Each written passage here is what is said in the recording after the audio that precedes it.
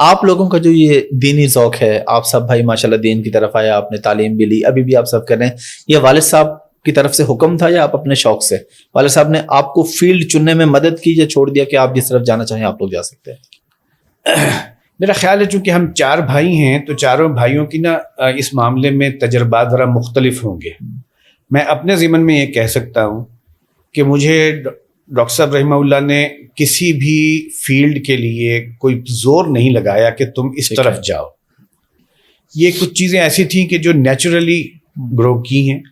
مثال کے طور پر ایک دور میں انہیں اس بات کا احساس تھا کہ سوشل سائنسز میں تحقیق ہونی ضروری ہے، اس لیے کہ بہت سی گمراہیاں سوشل سائنسز کے میدان میں، اور اس میں ظاہر ہے فلسفی بھی آ جاتی ہے، سوشیولوجی بھی آ جاتی ہے، اس کے اندر جو ہے وہ اکنامکس بھی آ جاتی ہے، اس طرح کے جو سوشل سائنسز کے ایشو.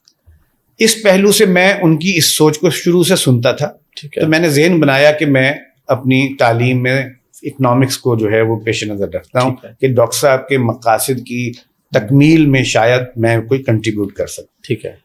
اس فیلڈ کو چننے میں انہوں نے مجھے نہ روکا نہ مجھے دھکا دیا کہ اس پہ چلو. جب میں نے یہ فیلڈ منتخب کی انہوں نے اس پر اطمینان کا اظہار کیا. پھر میں نے اسی میں ہی انٹرمیڈیٹ لیول سے ہی اسی میں ہی پھر اپنی پڑھائی جاری رکھی، اور پھر اسلامک یونیورسٹی میں اسی فیلڈ میں جو ہے وہ بطور مدرس بھی وقت گزارا. تو البتہ یہ کہ دینی تعلیم میں حفظ کی حد تک تو ڈاکٹر صاحب نے ایک طرح سے کہہ سکتے ہیں کہ زبردستی اس رخ پر رکھا. ٹھیک ہے. ورنہ آپ کو معلوم ہے جب سختی ہوتی ہے قاری صاحب کی طرف سے تو بچہ بھاگتا ہے. ہو سکتا ہے کہ میں بھی بھاگتا، لیکن بھاگنے نہیں دیا گیا. مجھے الحمدللہ مکمل کرنے کی حد تک جو ہے وہ ڈاکٹر صاحب نے کیا.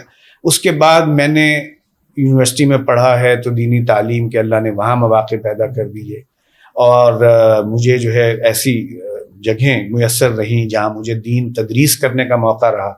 تو اس طریقے سے کچھ دینی شعور جو ہے اور دینی علم اس کا مجھے ایکسپیرینس ہوا اور میں نے ان سے فائدہ اٹھایا. لیکن یہ ہے کہ میں یہ نہیں کہہ سکتا کہ اس کی میں کوئی ڈائریکشن دی ہو کہ پہلے یہ کرو پھر وہ کرو، بلکہ وہ ایک طرح سے ہمیں نظر آتا تھا کہ ان کی ایک ترجیح ہے تو ہمیں اپنے آپ کو ان کی ترجیح کے مطابق آپ نے خود سے وہ کیا، کوئی ایسا زبردستی؟ وہ اصل میں وجہ وہی تھی نا کہ وہ آل آؤٹ ایک چیز پہ نظر آ رہے ہیں اور ہر شخص انہیں یوں نگاہیں اٹھا کے دیکھ رہا ہے. تو کوئی اولاد میں سے اللہ کا شکر ہے کسی کے اوپر جبر کیے بغیر انہیں خود ہی احساس ہوا کہ اگر ان کا یہ راستہ ہے اور ان کی یہ ترجیح ہے تو ہمیں اسی کی تکمیل میں اپنی بھی ایفرٹس لگانی چاہیے.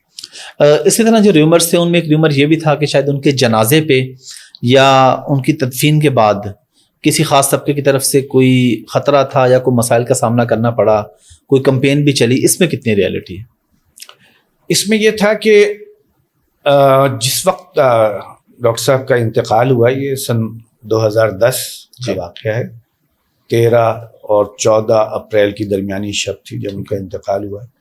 اس سے پہلے کے حالات ایسے تھے کہ کچھ بعض فکری نظری بحثیں اٹھی ہوئی تھیں جس سے کہ ایک ٹینشن تھی بعض مکاتب اور بعض مسالک کی طرف سے.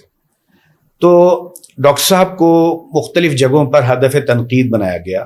بعض دفعہ لاہور میں بڑے بڑے پروسیشنز اور وہ نکلے ہیں. یہ جو علاقہ ہے محمد نگر کا، وہاں پر 1-2 مرتبہ بڑے بڑے جلوس نکلے اور ڈاکٹر صاحب کی بعض جملوں کو پکڑ کر جیسے ہوتا نا ایک ایشو بنا کر، اور لوگوں نے جو ہے وہ اس پر ڈاکٹر صاحب کے خلاف بہت بد زبانی کی، اور بڑی ایسے جلوس بھی نکلے جس کے اندر ظاہر ہے کوئی شخص کھڑا ہوتا تو خون بھی کھولتا تھا کہ کس قسم کے ریمارکس ہیں اور کیا کچھ بولا جا رہا ہے. تو وہ ایک ماحول پیچھے گزر چکا تھا. اس وجہ سے اندیشہ تو تھا، اور کچھ لوگوں کی طرف سے اس کی رپورٹس بھی تھیں، یا کہہ لیں ایجنسیز کی طرف سے تھیں یا انڈیویجولس کی طرف سے کہ آپ اس معاملے میں احتیاط کریں کہ جنازے کے موقع پر کوئی ہلڑ بازی یا یہ ہے کہ بعد میں تدفین کے بعد قبر کی بے حرمتی، اس کا کوئی امکان پیدا ہو سکتا. اللہ کا شکر ہے اللہ تعالیٰ نے میں سمجھتا ہوں مدد فرمائی. ایسا عملاً تو نہیں ہوا، لیکن ہمیں احتیاطیں ضرور کرنی پڑی. جنازے کے موقع پر بھی احتیاط کی گئی، کافی زیادہ سیکیورٹی کے ساتھ انہیں جو ہے وہ جنازہ پڑھایا، اور پھر وہاں سے لے کر قبرستان تک جانے کا معاملہ، چونکہ جمع غفیر بہت بڑا تھا اور لوگوں کو ہینڈل کرنا آسان نہیں تھا. الحمدللہ وہ ہوا، اور پھر اس کے بعد کچھ عرصہ تک قبرستان میں بھی احتیاط کی گئی. لیکن چونکہ جو چیزیں ایک دفعہ ڈاکٹر صاحب جب ظاہر ہے سرفیس سے ہٹ گئے تو ہو سکتا ہے جن لوگوں کے اندر اس طرح کے احساسات جذبات تھے وہ بھی رفتہ رفتہ سرد پڑ گئے. تو اللہ کا شکر ہے عملاً ایسی کوئی نوبت نہیں ہے. جس طرح ڈاکٹر صاحب کا مزاج تھا دینی حوالے سے کہ بالکل ڈائریکٹ اور دو ٹوک، جب آپ کا اس طرح کا مزاج ہوتا ہے تو آپ کو مسائل کا سامنا بھی کرنا پڑتا ہے. تو ڈاکٹر صاحب کو بھی کوئی قید و بند کی صحبتیں یا حکومت کی طرف سے کوئی کسی بھی حکومت وقت کی طرف سے مشکلات کا سامنا رہا؟ ڈاکٹر صاحب کو قید و بند کی تو نوبت نہیں آئی، ٹھیک ہے، لیکن ایسا ضرور ہوا ہے کہ ڈاکٹر صاحب کو اپنی افکار کو پیش کرنے پر انہیں بعض ممالک میں داخلے پر پابندی لگائی گئی. اور یہ ہمارے ہاں مڈل ایسٹ میں ان کے داخلے پر پابندی رہی بہت عرصہ.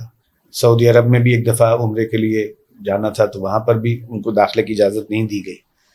پاکستان میں اس طرح کی تو نوبت نہیں آئی کہ کبھی کسی اس کا براہ راست شکار ہوں، لیکن ایسے حالات ضرور بنے کہ لوگوں نے کہا کہ یہ ابھی تک گرفتار کیوں نہیں ہوئے. ایک موقع پر جو ہے وہ ہمارے چیف مارشل اللہ ایڈمنسٹریٹر بعد میں بہت عرصہ صدر بھی رہے، ان کو مسجد میں وہ نماز کے لیے آئے تھے تو سامنے بٹھا کر ڈاکٹر صاحب نے بعض سخت باتیں ان کو کہیں، اور وہ ظاہر ہے ایک بڑے حیثیت کی شخصیت کو یوں سر عام کہنا، وہ محسوس ہوتا تھا کہ جیسے کہ اب ڈاکٹر صاحب کو شاید گرفتار کر لیا جائے. اور کچھ لوگوں نے کہا بھی کہ ایسا ہو سکتا ہے، لیکن الحمدللہ کسی کی اتنی ہمت ہوئی نہیں.